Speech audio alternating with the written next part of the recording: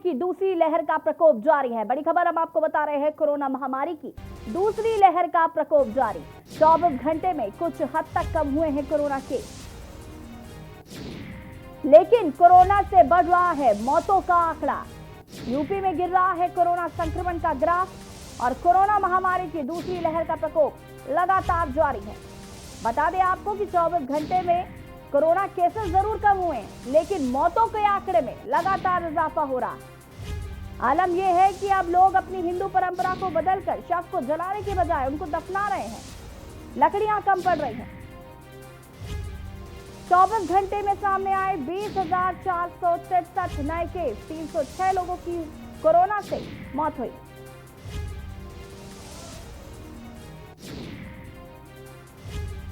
बड़ी खबर आपको हम बता रहे हैं, कोरोना से मौतों का आंकड़ा तेजी से बढ़ रहा है। यूपी में गिर रहा कोरोना संक्रमण का ग्राफ, लेकिन मौत के आंकड़ों में लगातार हो रहा है इजाफा। 24 घंटे में कुछ हद तक कम हुए हैं कोरोना केस। 24 घंटे में सामने आए 20,463 नए केस, 3 से 6 लोगों की कोरोना से 24 घंटे में मौत हुई। कोरोना महामारी की दूसरी लहर का प्रकोप लगातार जारी। और इसी खबर पर हमारे साथ शैलराज विद्यार्थी कानपुर से जुड़ चुके हैं और आगरा से हमारे संवाददाता अजेंद्र चौहान जुड़ चुके हैं हमारे साथ। शैलराज, सबसे पहले आपके पास आऊंगी। जिस तरीके से कोरोना महामारी की दूसरी लहर का प्रकोप जारी है, संक्रमण का खतरा लगातार बढ़ता जा रहा है, स्थिति ये हो गई है कि शमशान घाटों में लंबी लंबी लाइनें लोगों को लगानी पड़ती हैं। मौतों का आंकड़ा जो है वो तेजी से बढ़ रहा है। जी हाँ, ये जो मौतों का आंकड़ा लगातार बढ़ रहा है, ये बहुत ही संकट का विषय है। इस समय कोरोना का संक्रमण की दर कम हुई है, लेकिन मौतों का आंकड़ा लगातार बढ़ रहा है, जिसकी वजह से लोगों को काफी परेशानियां हो रही हैं अंतिम संस्कार में। बिल्कुल शैलराज, और कहीं ना कहीं जिस तरीके की स्थिति है ये चिंता का विषय है। और सबसे बड़ी बात यह है कि क्या बड़ी वजह है कि लोगों की मौत ज्यादा हो रही है और संक्रमण का ग्राफ अगर कम हो रहा है तो? सबसे बड़ी वजह ये सामने आ रही है कि जो होम आइसोलेशन में लोग रह रहे हैं उनको प्रॉपर इलाज नहीं मिल रहा है, जिसकी वजह से होम आइसोलेशन वालों को इतनी परेशानी और उनको उनकी मौतें हो रही हैं।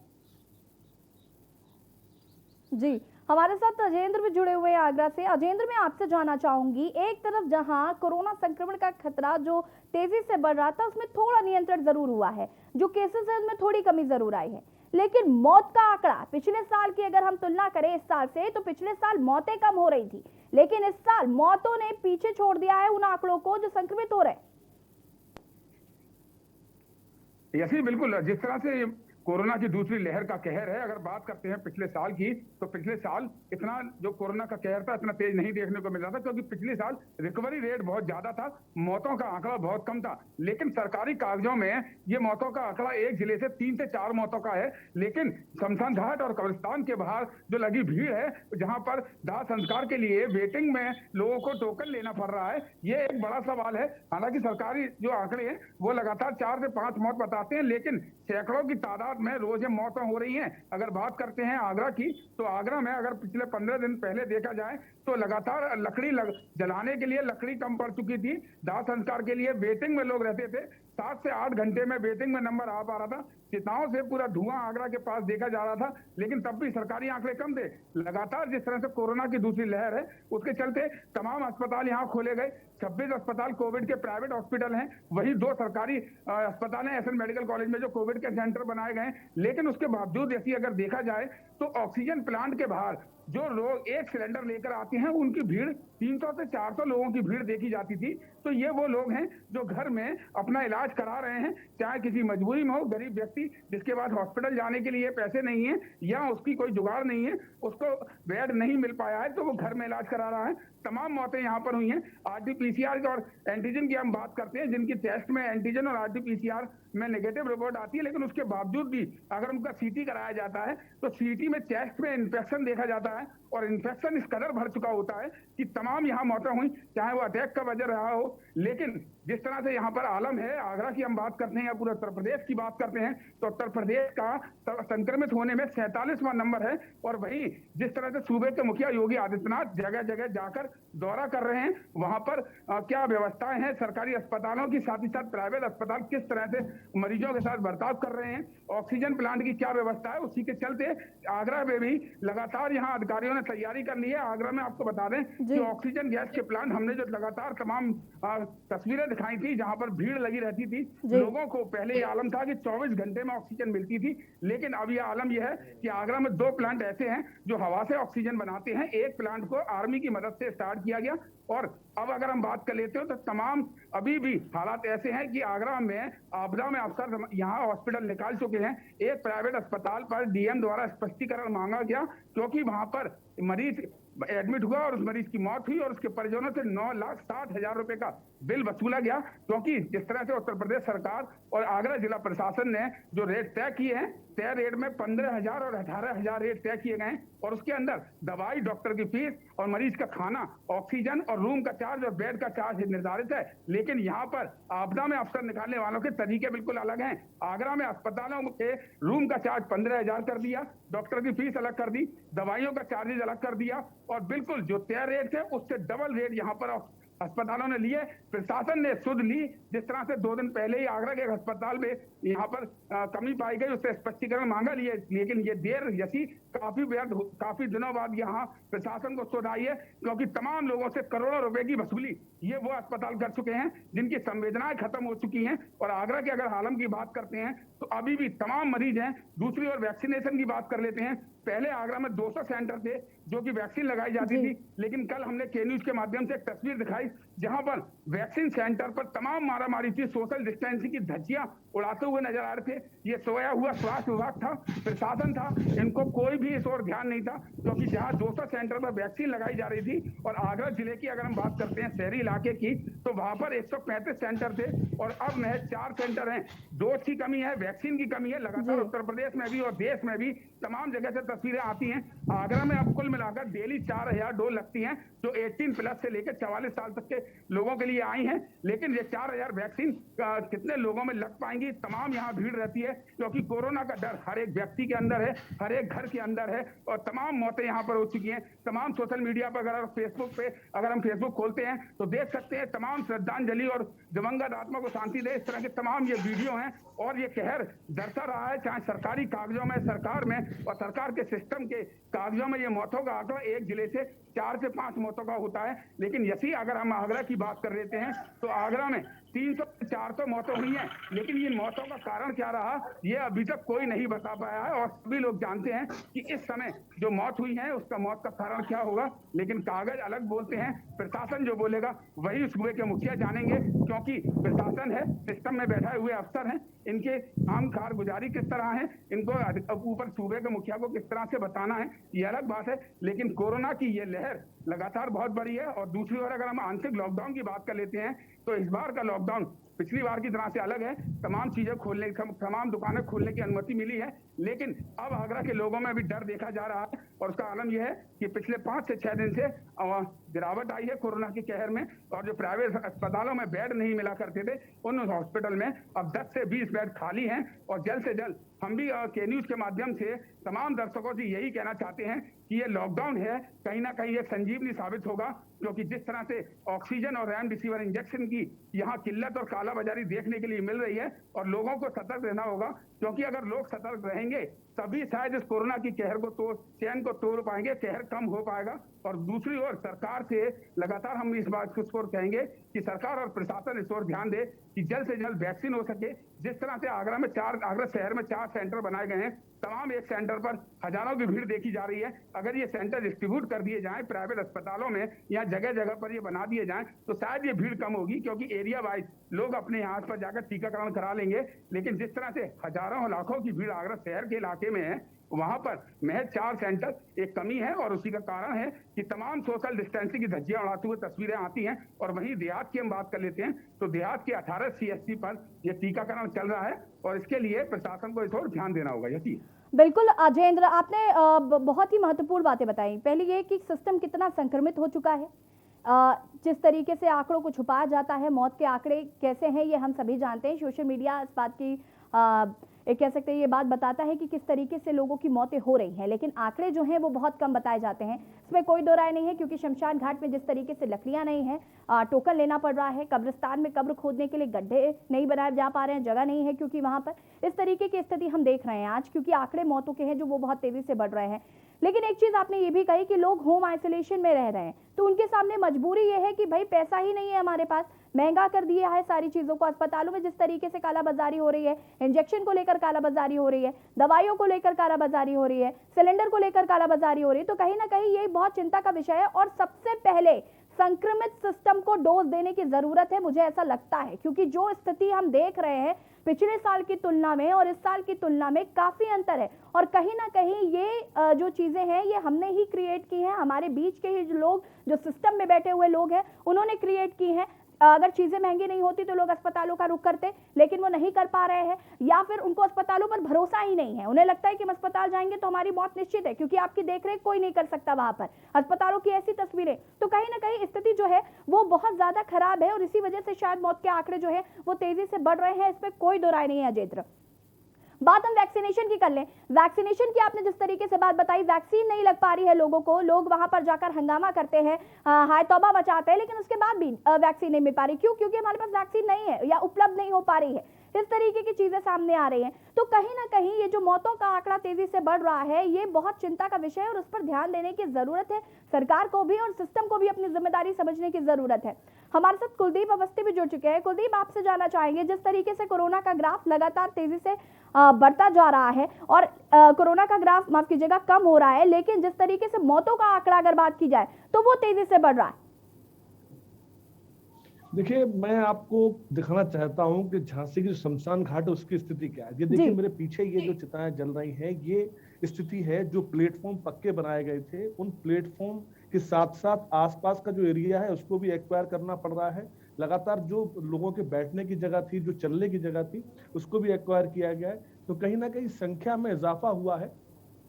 सबसे बड़ी बात अगर देखा जाए तो राहत की बात यह है कि लगातार जो पॉजिटिव केसेस थे वो कम हुए हैं, और चिंता की बात यह है कि मौत का जो आंकड़ा है वो बढ़ गया है। और परेशानी की बात यह भी है कि लोग कोरोना गाइडलाइन का पालन अब भी नहीं कर रहे हैं। लेकिन सुकून की बात यह भी है कि झांसी डीएम के माध्यम से जो प्रयास किया जा रहा था, अब दवाएं मिलने लगी हैं, अब रेमडेसिविर जो इंजेक्शन था वो मिलने लगा है।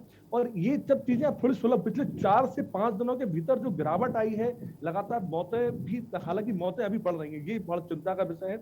लेकिन अब तक ये जो आंकड़े सामने आ रहे हैं वो वाकई ये दिखा रहे हैं कि कहीं ना कहीं एक बहुत बड़ा सिस्टम पहले से प्लान करना चाहिए था, जिस पर ध्यान नहीं दिया गया, और जिसकी वजह से ये परेशानी सामने आई है। लेकिन सीमित संसाधनों में जो बेहतर हो सकता है उसको करने की पूरी कोशिश की जा रही है, लगातार ये प्रयास किए जा रहे हैं। अभी जो आज से 5 दिन पहले बेड मिलने की बहुत बड़ी समस्या होती थी, झांसी चूंकि एक तरह से मुख्यालय माना जाता है, महोबा, जालौन, ललितपुर, बांदा, हमीरपुर, ये जो 7 जिले हैं, इन सबका जो गंभीर पेशेंट्स होते हैं वो झांसी की तरफ ही रुख करते हैं, क्योंकि झांसी में मेडिकल कॉलेज है, यहाँ पर काफी बड़ा सेक्टर है। लेकिन झांसी के बाद यहाँ पर चूंकि बेड नहीं मिल पा रहे थे, इसलिए लोग ग्वालियर और दिल्ली का रुख कर रहे थे। वो अब थोड़ा सा गिरावट आई है, और लगातार लोगों की, और सबसे अच्छी बात ये भी है यहाँ देखने को मिली है कि लोगों के अंदर अब घर के अंदर रहने वाली जो बात सामने आई है, घरों के अंदर रह के अपने जो सीमित संसाधन है उसके अंदर खाने की बात सामने आई है। लोग बाहर का नहीं खा रहे हैं क्योंकि पूरे बाजार बंद पड़े हुए हैं। लेकिन चिंता की बात यह भी है कि अभी जो 2 दिनों से जो ढील दी गई थी कि परचून की दुकानें खुल पाएंगी, उसके अंदर भी लोगों ने सोशल डिस्टेंस का पालन नहीं किया, जिसकी वजह से वो टाइम घटाकर शाम को 7 बजे से उसको दोपहर 3 बजे तक करना पड़ा। और कल से जो शराब की दुकानें खुली वहां पर भी लोग पालन नहीं कर रहे हैं। तो ये इसके अंदर गवर्नमेंट की, बिल्कुल इसमें कोई दो राय नहीं, गवर्नमेंट की पूरी जिम्मेदारी है। लेकिन आम जनता का जो सहभागिता होनी चाहिए, आम जनता के ऊपर जो दायित्व है कि जो कोरोना की जो गाइडलाइन जो दी गई है गवर्नमेंट की तरफ से, उसका पूरा पालन करे। लेकिन वो पालन करने का कोई भी प्रयास ऐसा ठोस नहीं कर रही है, जिसके जो परिणाम सामने आए। लेकिन ये बात भी मानना पड़ेगी कि पिछले जो 10 से 12 दिन से जो लॉकडाउन लगा हुआ है, उसकी वजह से ही कोरोना, लेकिन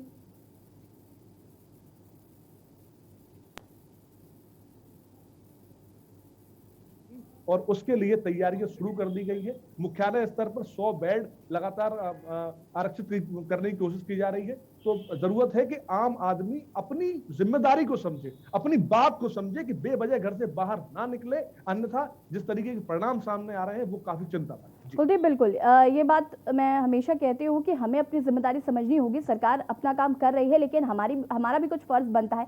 शराब के ठेके खुल गए, लोग लंबी लंबी लाइनें लगाकर खड़े हो गए। संक्रमण का खतरा इससे तेजी से बढ़ने का डर जो है वो बना हुआ है। हमारे साथ शैलराज जुड़े हुए हैं कानपुर से। शैलराज, मैं अगर कानपुर के घाटों की बात करूँ तो वहाँ की क्या स्थिति है, क्योंकि लकड़ियां अब कम पड़ने लग गई? जी हाँ यशी, ये बात सच है कि शमशान घाटों पे बिल्कुल लकड़ियां कम पड़ रही हैं, जगह कम पड़ रही है, और ये पूरा सिस्टम का फेलियर सामने आ रहा है। सिस्टम जिस हिसाब से काम कर रहा है, सिस्टम पहले भी कह रहा था, राज्य सरकार और प्रशासन लगातार ये बात कह रही थी कि ना तो राज्य में जीवन रक्षक दवाइयों की कमी है और ना ही बेड की और ना ही किसी भी प्रकार की स्वास्थ्य व्यवस्था की।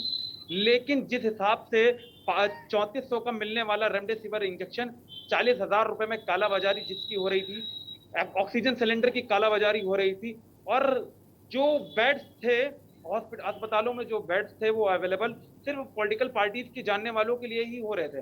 और ऐसे में आम जनता क्या करती है? आम जनता सिर्फ मारे जाने के लिए ही थी।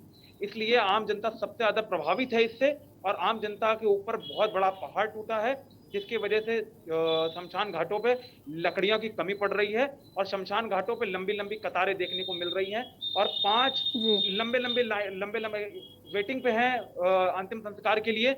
लोग घंटों इंतजार कर रहे हैं, जिसके बाद उनका नंबर आ रहा है। ऐसा होना नहीं चाहिए था। ये पूरा सिस्टम का फेलियर है, और ये प्रशासन को इसका जवाबदेही होनी चाहिए, लेकिन कोई भी सामने आ नहीं रहा है जवाब देने के लिए।